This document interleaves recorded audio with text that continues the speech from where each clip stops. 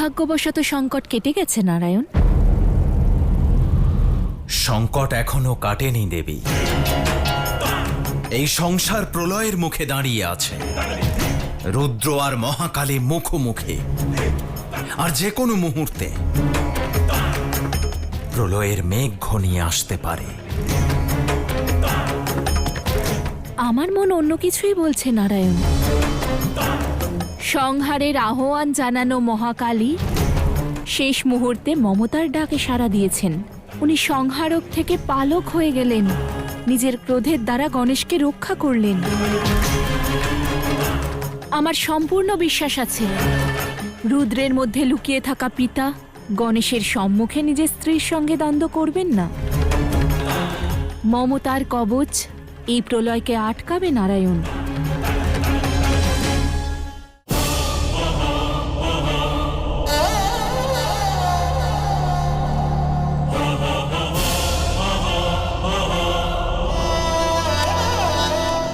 আমি আশা করছি যে আপনি নিশ্চয়ই বুঝেছেন দেবী, ক্রোধের যজ্ঞে সর্বপ্রথম এই সংসারে সম্পর্কেরই আহুতি দেওয়া হয়। আজ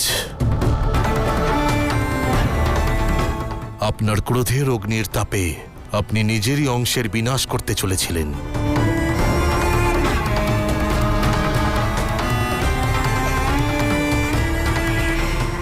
শান্ত হন দেবী। মৌন!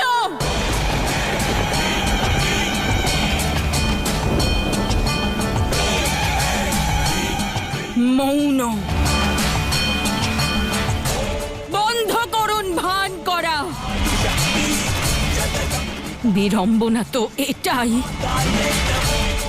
যিনি আমাকে সম্পর্কের পাঠ শেখাচ্ছেন তিনি স্বয়ং নিজের পুত্রের মস্তক ছিন্ন করেছিলেন।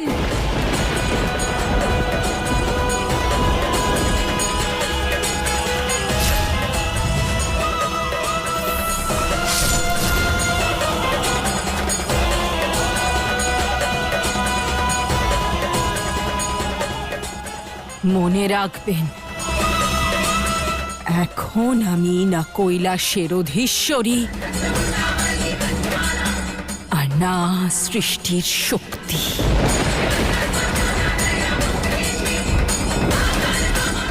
সব সম্পর্ক থেকে বিমুখ আমি।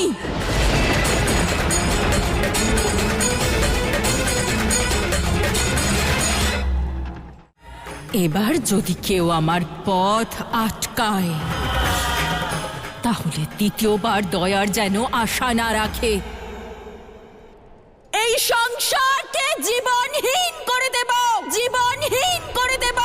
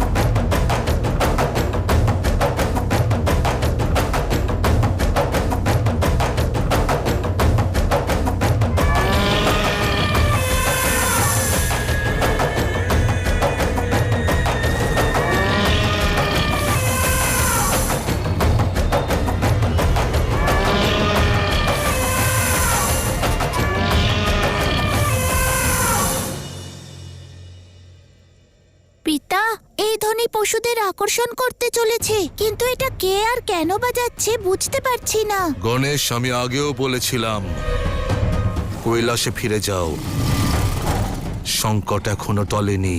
তাহলে যে কার্য অসম্পূর্ণ রেখে যাব পিতা, তা তুমি সম্পূর্ণ করবে তো? মাতাকে ফিরিয়ে নিয়ে যাবে তো পিতা?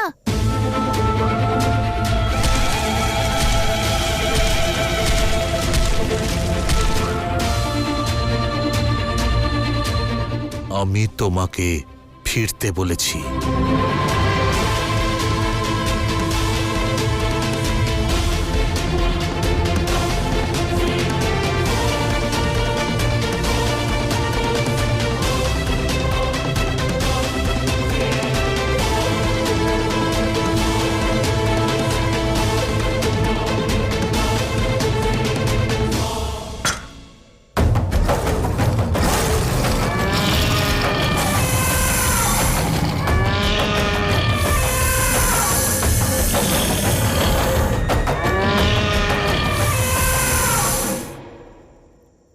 মহাদেব, আপনি কি দেবী মহাকালীর সম্মুখে যাবেন না?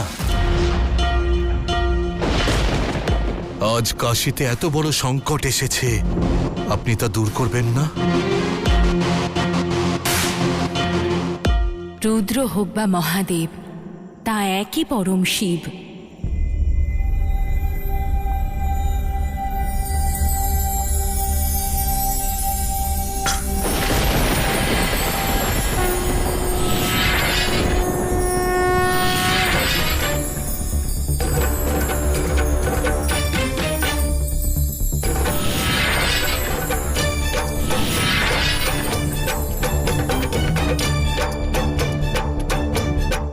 শক্তি।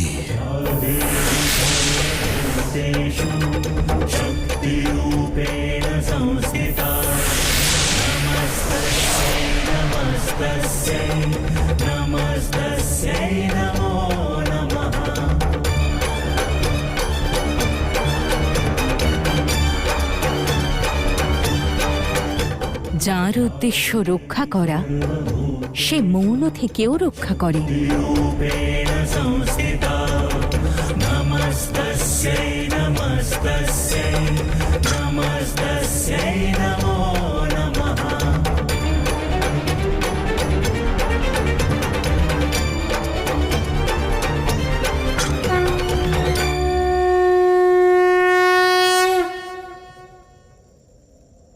দেবী অম্বিকা,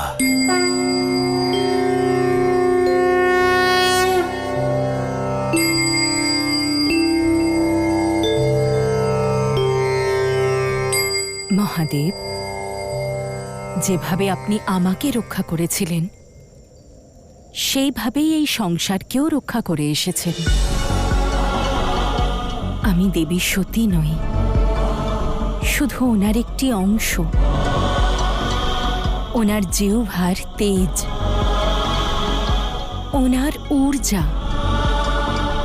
আমার স্মরণে কেবল সতীর দহন আছে। তারপরে কি হয়েছে, দেবী কেন মহাকালী হলেন, আমি কিছুই জানি না। কিন্তু এই দৃশ্য দেখে আমি চিন্তিত। আর আপনি এই রূপ কেন ধারণ করেছেন? আমি সারা জীবন আপনার ভক্তি করেছি, কিন্তু আজ আপনি সম্মুখে, আর আমি আপনাকে চিনতেও পারছি না। কি হয়েছে মহাদেব? সংসারকে সন্তুলিত করেন যেই মহাদেব, তিনি স্বয়ং এমন অসন্তুলিত কেন? কেন শিব সব হয়ে গেলেন?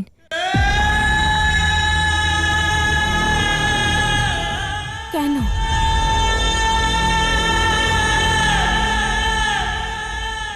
শিব উদাসীন দেবী।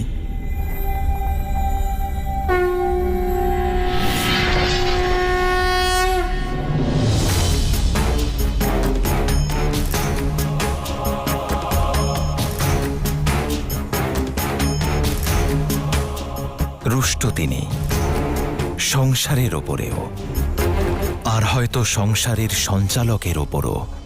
আমি আপনার প্রতি ক্রুদ্ধ নই। ক্রুদ্ধ না হন, সন্তুষ্টও তো নন, তাই না?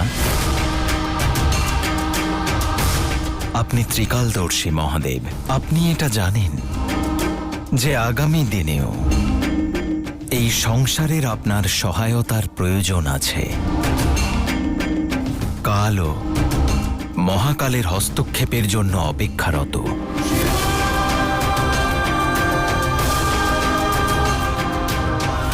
তাই আমি মিনতি করছি, কৈলাসে ফিরে চলুন মহাদেব।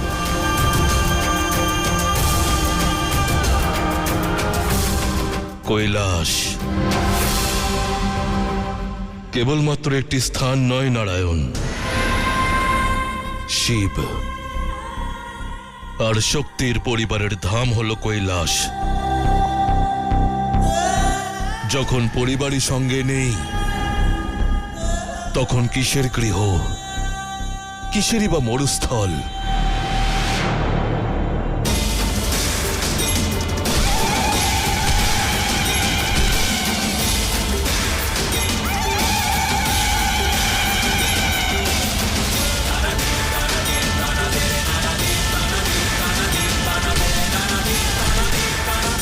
কিন্তু যখন শিব পরিবার পুনরায় একত্রিত হবে তখন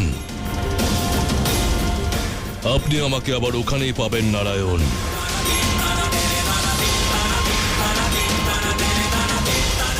আপনি পরিবারের প্রধান মহাদেব। আপনার পরিবারকে আপনি সঙ্গে আনবেন না? নিজের সতীর অংশের সম্মান রাখবেন না আপনি?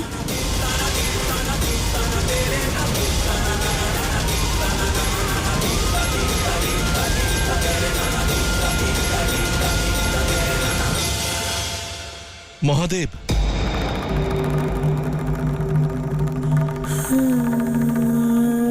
মহাদেব দয়া করে এই পাপীকে শাস্তি দিয়ে যান। আমি যে স্থানের ভৈরব, সেখানকার দেবী মহাকালীর পথ আটকেছি আমি ভয়ানক পাপ করেছি মহাদেব।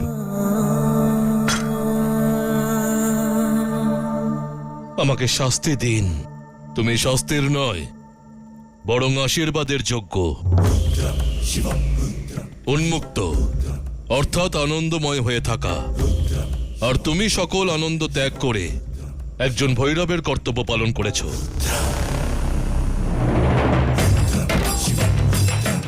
তুমি যা করেছ তা একদম সঠিক, আর তুমি যে সিদ্ধান্ত নিয়েছ তা অত্যন্ত কঠিন ছিল।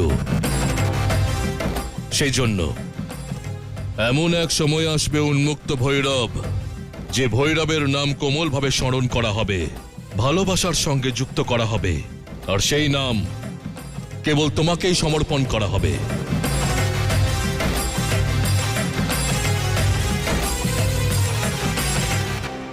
হর হর মহাদেব, আমার এখানে আসার উদ্দেশ্য পূরণ হয়েছে। জ্বালা মন্দির বিনাশের হাত থেকে রক্ষা পেয়েছে। আমি পুনরায় আমার গুহায় যাচ্ছি, সাধনা করতে সাধনা করতে সাধনা করতে।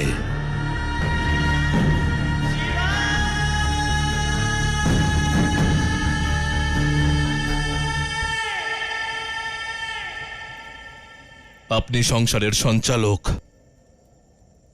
তাহলে কেন এই সংসারের বিনাশ আটকালেন না? সবকিছু ঘটিত হলো, তারপর কেন আপনি এলেন নারায়ণ?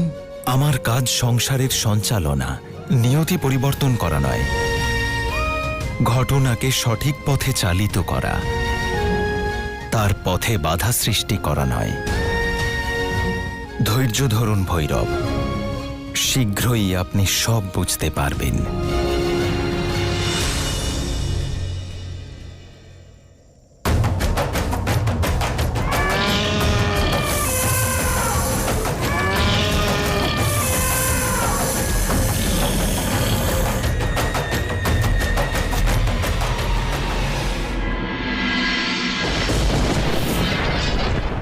ত্রাহিমাম ব্রহ্মাদেব, ত্রাহিমাম।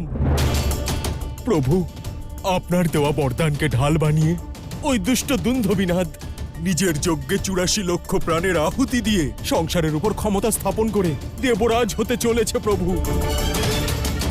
এই মহাবিপদের সমাধান বের করুন প্রভু, পৃথিবীকে এর হাত থেকে রক্ষা করুন।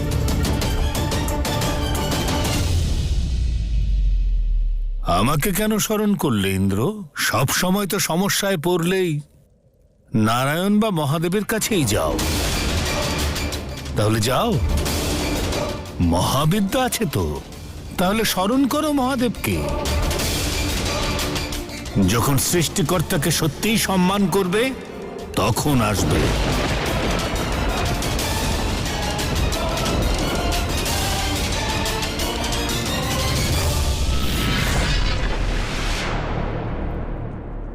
এই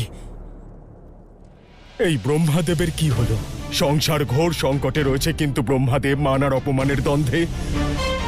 কিন্তু এখন আমি কি করব?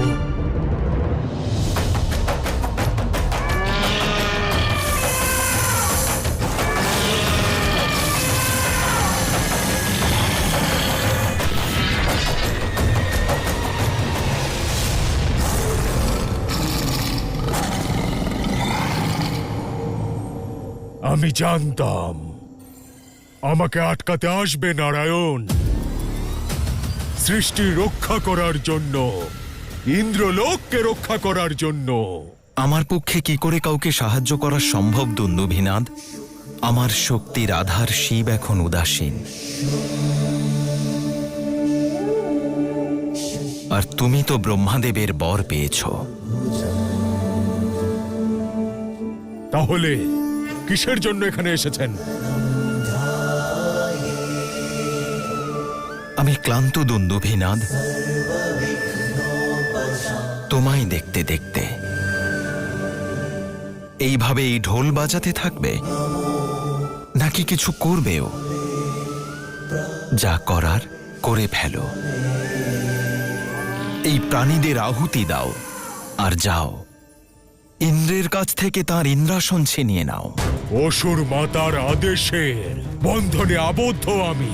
ওনার আদেশ যে যতক্ষণ না উনি সংকেত দেবেন, আমি প্রতীক্ষা করব একবার শিব পুনরায় সব হয়ে যাক, তারপর উনি সংকেত দেবেন।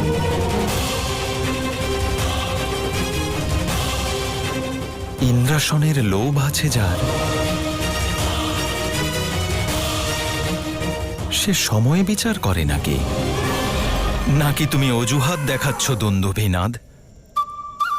যা করার সামর্থ্যই নেই সে স্বপ্ন কেন দেখো? নারায়ণ!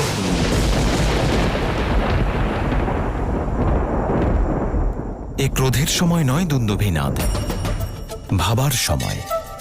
ভাবো।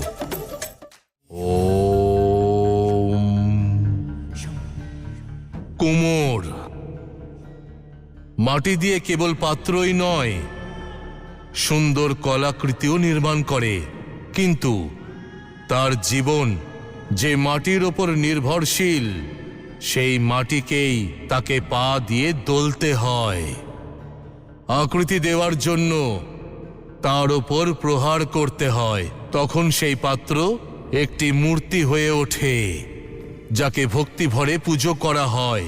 জীবনদায়ী জল এমনই মাটির পাত্রে সঞ্চিত করা হয়। সন্তান হলো ঠিক তেমনই এক মাটি, আর এই সন্তানের কুমোর হলো মাতা এবং পিতা।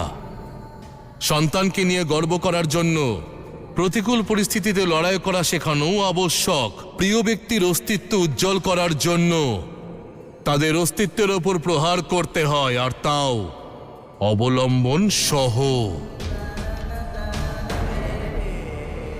ও